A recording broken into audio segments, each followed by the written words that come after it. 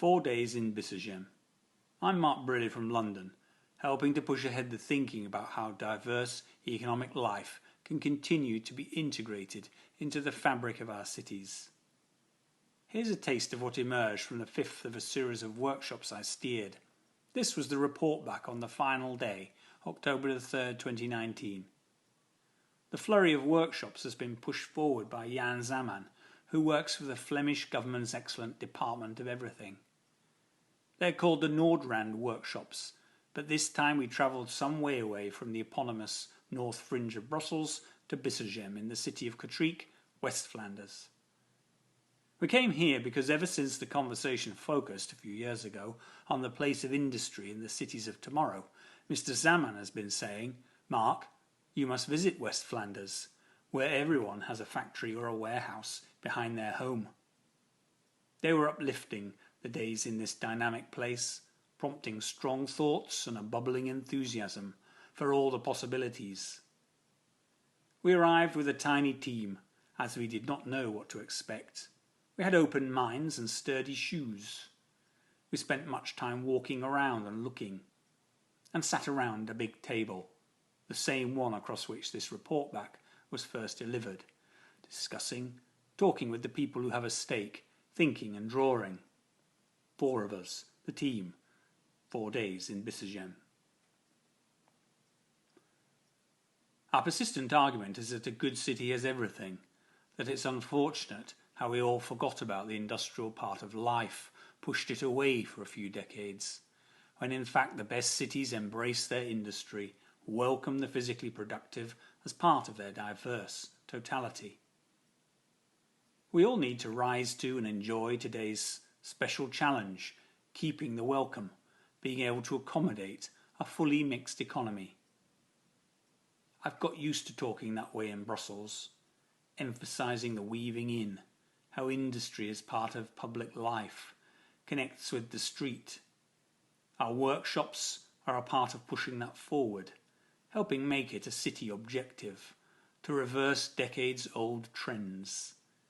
Exhibitions have promoted, explored, and now bold mixed developments are being conceived and the first few are being built. At last the snowball is rolling. And back home in London, I'm busy with the same, and next week to Vienna, after that Zurich, plenty of exploring and pushing of this topic, the same theme in varied urban settings. But I have to say, after these 4 days, I've never seen anything like here. It is remarkable, this place. I want to be sure that you understand that, know how lucky you are. Within an hour of arriving, we were talking with logistics people and manufacturers, welcomed in. It's everywhere here. It's breathtaking. And of course, we were only looking at Bissegem, a small chunk, not places like this nearby, that I'm sure are even more stunning.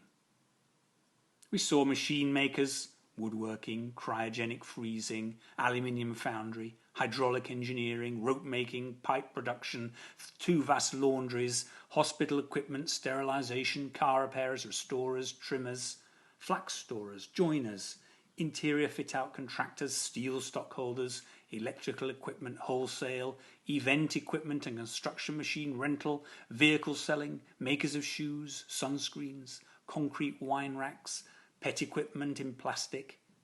We met wine wholesalers and saw butchers, bakers, printers, workwear and wedding dress distributors, all within a short walk, all in Bissegem.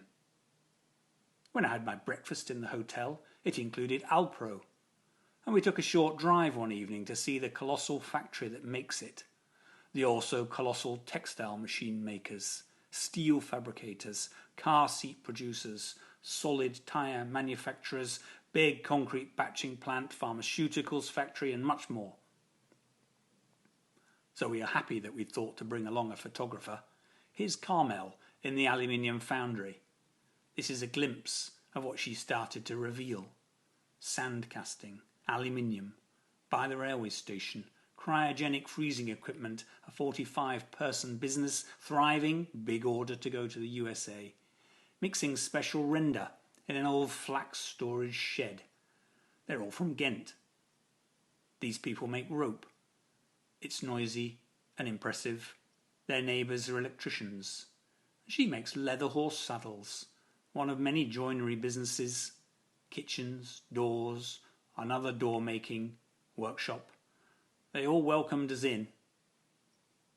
These people finish coffins and supply them.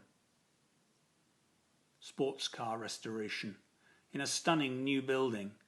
Workshop, showroom and their house is on top. Wine wholesalers, one of several. Normal car repair, and it all meets the city in wonderful ways. The side of the small plastic pipe factory, lorries weaved in, loading bays, alongside houses, part of daily life, facing the street, proud.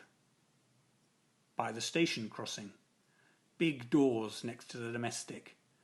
Agricultural has evolved into industrial. Big keeps meeting small and very big. A used truck business, yard and house, seem to be friends with each other, and on their balcony a metalwork plaque with building tools proudly displayed. Half our message then borrows a regional word that isn't even in Google Translate, but is a great word, prius. I believe it means be proud. You should be proud of all you have here. It isn't nothing, it is truly spectacular. But how has this city somehow forgotten to celebrate it? You wouldn't know anything about this world when in the nicely adjusting and improving centre of Kortrijk. It seems like there's a big opportunity here to make sure that people of the city are constantly aware and proud. Let others know too about the industry, this strongest asset. Carmel has shared her pictures. We hope they are a start. Most places are not like this. And you should think about what more. In Rotterdam, a giant plasma screen shows constant film of the port. What's this city's equivalent to that?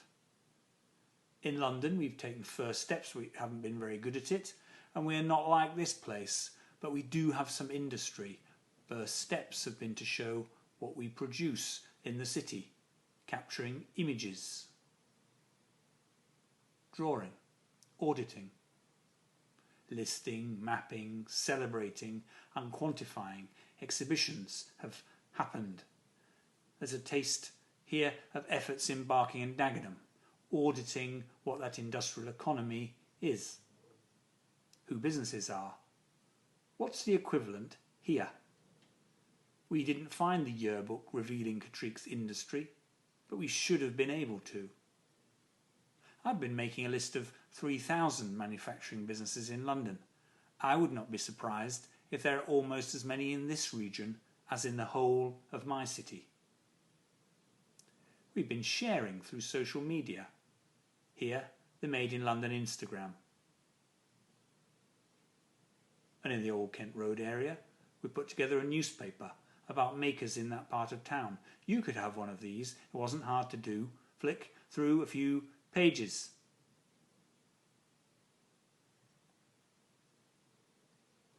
So how are you going to celebrate?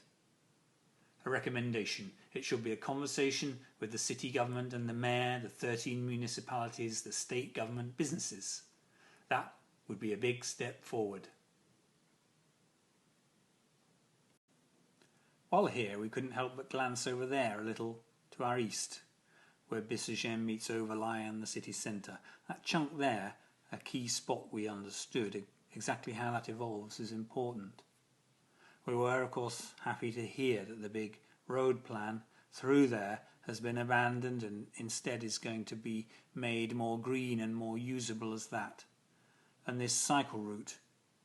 We noticed, though, that the proposal would require demolition of a stadium and a former factory.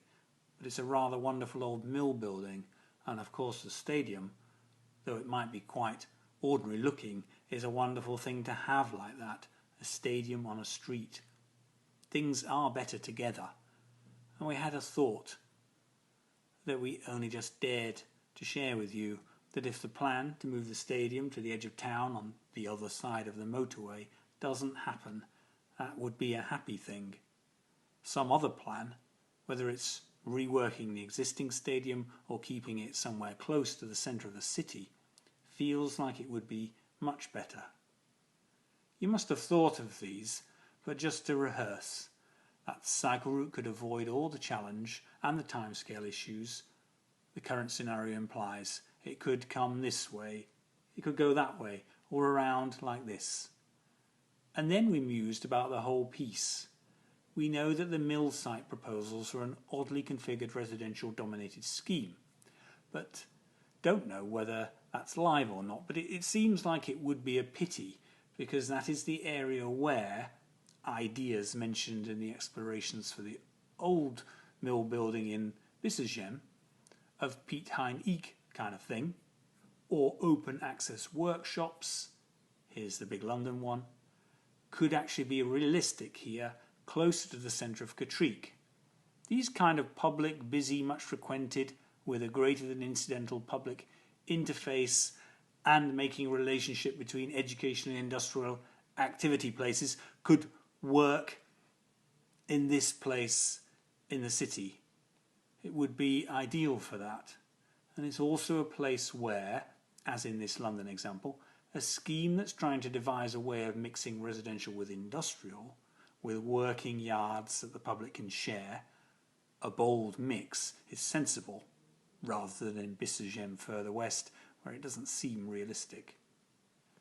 Some questions were asked about assumptions by the people involved with the shaping of Bissegem's future. You are right about the things you said and asked. The answer to all is yes. If I understood them roughly right, that the entrepreneurialism and with that the industry is something very important to the city. There was mention of the value of finer grain industrial embedded in the urban structure, as well as those big chunks. That's true. That cars must and probably will have shrinking significance in the city, though that's not going to be so easy. And bicycles will have increased significance, also surely correct. And that enhanced green and blue is a top priority. I think that's a given. So, yes to all those. We wanted to emphasise the significance of the relationship between what we've characterised as vast and the filigree in contrast. Here's a piece of the vast. I believe that's part that has the Alpro factory. And these are a couple of the chunks that we were shown on a map that highlighted 5 or 6 regional significance, vast chunks of industrial. And then this is to say it's interesting if you take a sample, let's use Bissegem, and look at this other type of industrial setting, what we're calling the filigree, the fine scale. That's what you find here. Here it's highlighted with the photo taken away and the vast in relation to the filigree. There's not as much quantity of the filigree, of course, as of the vast, but it doesn't mean it's not significant. These are contrasting and complementary types. The filigree is embedded. It has a particular role suitable for some, though not all, industrial businesses, smaller ones, and it's able to have a strong relationship with daily life, with customers and with people's experience in a very different way, because it is embedded in the city, in proximity with unalike. We did some further looking and were surprised when we identified around 85 chunks, mostly small, of filigree industrial just in Bissegem. That's impressive, 85 chunks. All of them in some way working around yards. The yard structure and a few types of yard arrangement are important. Let's have a go with some photographs.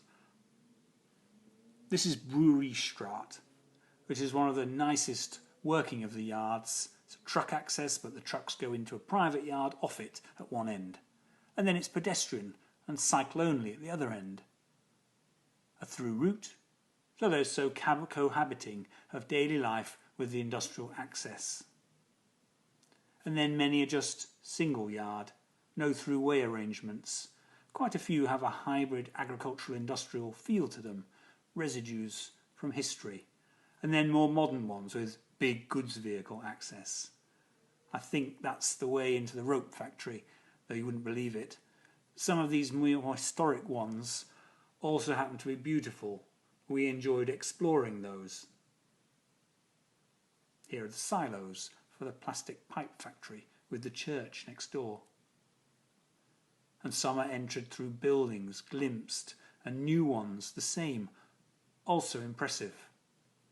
Ferocious guard dog at this one. All that same type. Yard, something more domestic facing the street, and then the industrial, weaved in behind. The crucial point, don't lose it. There's not massive pressure for housing here, but still loss is ongoing.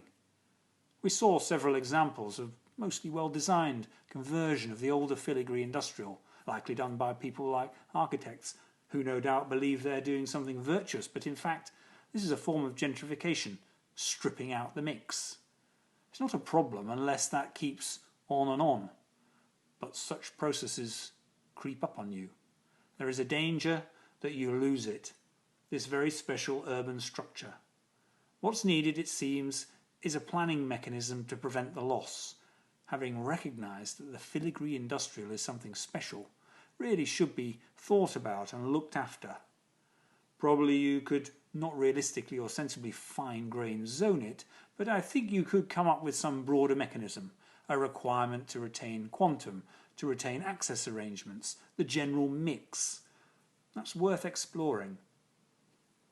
Also important to understand that there's good in being able to experience some of that filigree industrial activity, be able to see what they're all up to. This is a London example, something you can walk past on the street and see, in this case a metal and timber fabrication workshop as you go past. Here's a nice one, a new bakery in Brussels on a humdrum street, but you see it as you walk by. Such small everyday opportunities are what could be pushed forward as a project in places like Bissegem. This example we saw here is superb. A great new building, very straightforward. They've got their workshop at the back, nice showroom at the front. You can see what they do. You can wander into their workshop if you want, off the side yard. And the family house is on top. Here they are, visible from the busy street. That's got the makings of a big rolling project in many pieces, revalidating and expanding the filigree industrial, strengthening its role here. Bold, but it could happen over the years, step by step, piece by piece.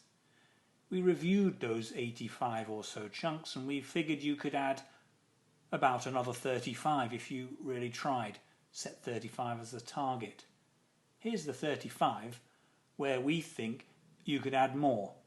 All the places where you could insert fresh accommodation and unfold it with windows to the world. They add up to this with the existing 35 filigree industrial developments. That's the project we recommend pushing forward here as a bold experiment.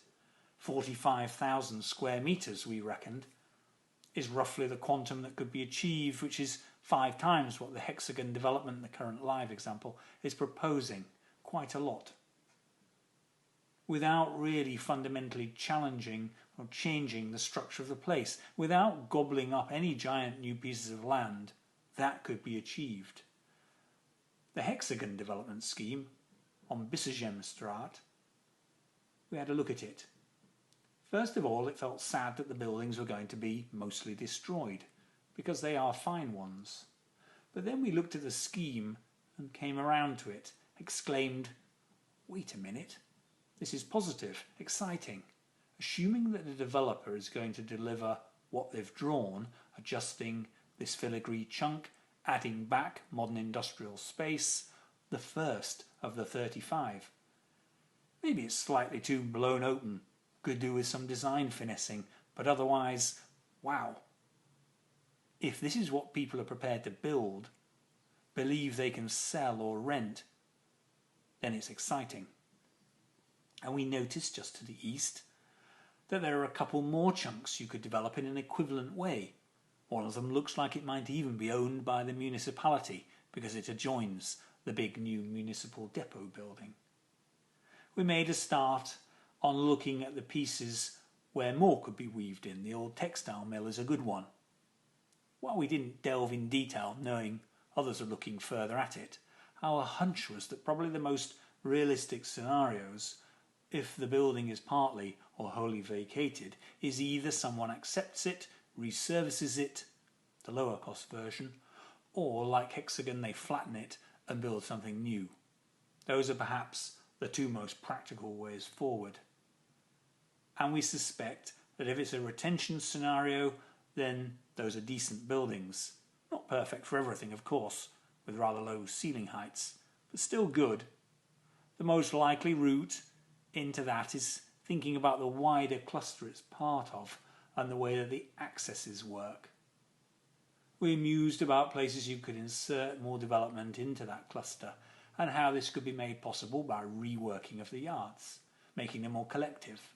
That applies to the yards with small industrial off the main street as well as the at the moment separately operating sections of yard behind. If all this could be brought together, it would transform the opportunities of the buildings and allow add-ins to be created for the whole to intensify. Next, as we wandered, we got excited by what's being suggested for central Bissegem, part of a strategy and funding bid document shared with us. So we had to go at thinking a bit more about that, particularly in relation to the wider idea that filigree industrial revalidation and intensification could be a rolling project. We noticed, while we were busy, that this civic building at the centre of it all is wonderful.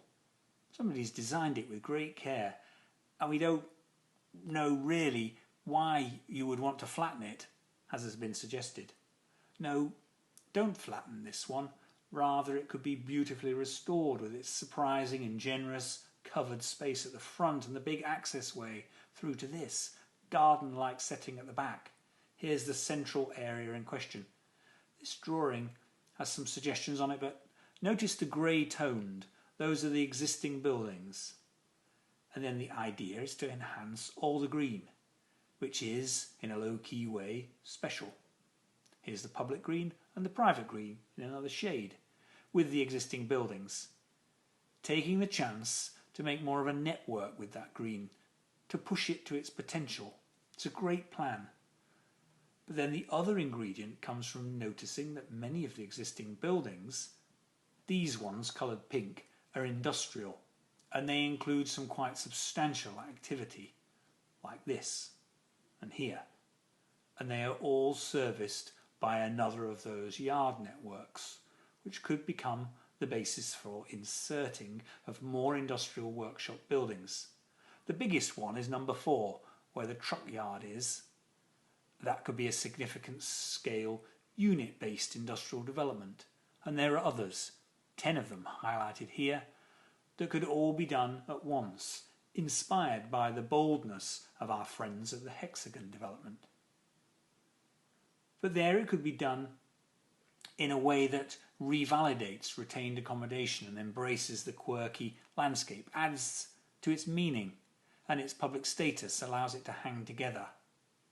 These were some quick explorations of how you could configure a simple, modest-scale industrial development there, with an internal access configuration allowing some units to have windows facing out to the refreshed landscape. And that remarkable structure just over the railway, something could be done about that as well, bring it back into use because it's a beauty. And finally, another ingredient of our scenario, the surprising landscape. We were happy that something is being proposed to enhance the luckily there network of green to the north of Bissegem, there presumably because the road proposal has gone away. It all sounds really good. But somehow this, the green river valley, is far more significant. It's a little bit acknowledged in the work that we've seen, but I'm not sure whether enough. This is the river-linked landscape where there is strong residual presence of its flax retting and curing history, and it has some extraordinary qualities.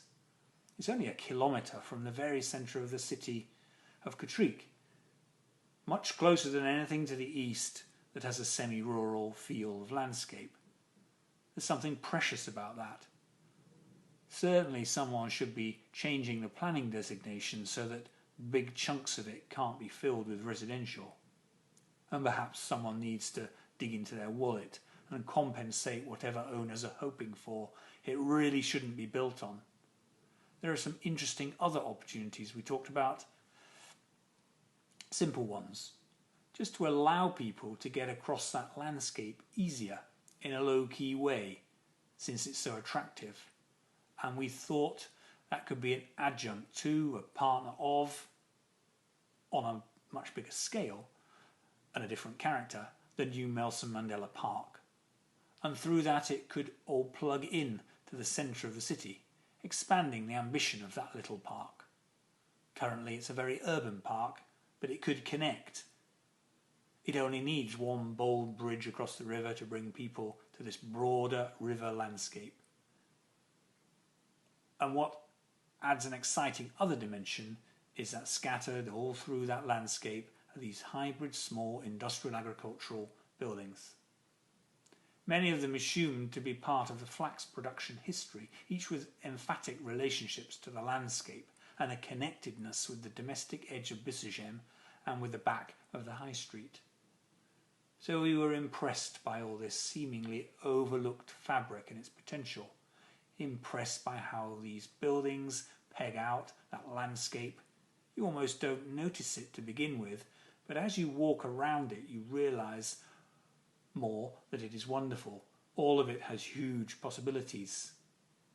So this is another don't lose it recommendation. There's much to value here. There is a great project calling out to be progressed. There's a relationship with the Nelson Mandela Park and the chances to get a well-slued bridge across, and a bike path out to Bissegem. The new lake in the park implies it already, maybe someone's thought about it. This could be a riverside space of fields to enjoy, and there is potential to enhance these fragments of woodland. These tracings dry out the kind of path network that could be added in. It could make loops for recreation in a low-key, not a conventional park kind of way.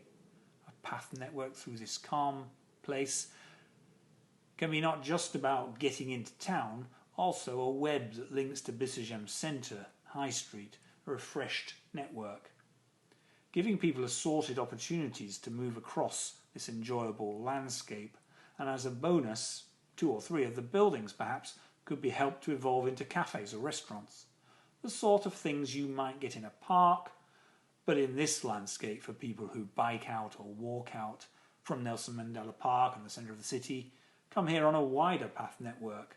What a magical possibility. Here's how these landscape improvements could come together, and in relation to the little Bissegem Centrum piece, top left, where some projects are already moving forward and we've suggested others. But what really lifts the chance to be extraordinary is that there can be an embrace and expansion of the woven-in industry also, an extension of the filigree industry idea sketched out for the whole of Bissegem, here in an embrace with the river valley. These are all the pieces of an existing industrial and a few agricultural, mostly occupied, some vacant, that are in and on the edge of that landscape. Here's an exploration of how the landscape adjustments could anticipate a process of adding to the industry by defining the sites for additional small sheds and workshops, revalidating the existing scatter. Here we show existing together with add-ins. The whole could come together, a living landscape, recreational, a bit more biodiverse, plus a remarkable relationship established with smaller scale industrial, so that you might see the man making concrete wine racks and the joiner's workshop and the people mixing plaster, other such things, additional small businesses who will come here as you wander around this place, making a fresh type of overlap. It's implied here that one's vacant, waiting for the city to buy it and turn it into a modern extrovert workshop. Yes, please. The chance here is exciting. Finishing with a reminder. That relationship is something special, The fact that within 1 minute you can move between this and this. These cohabit happily. That's a good thing. More of this, please.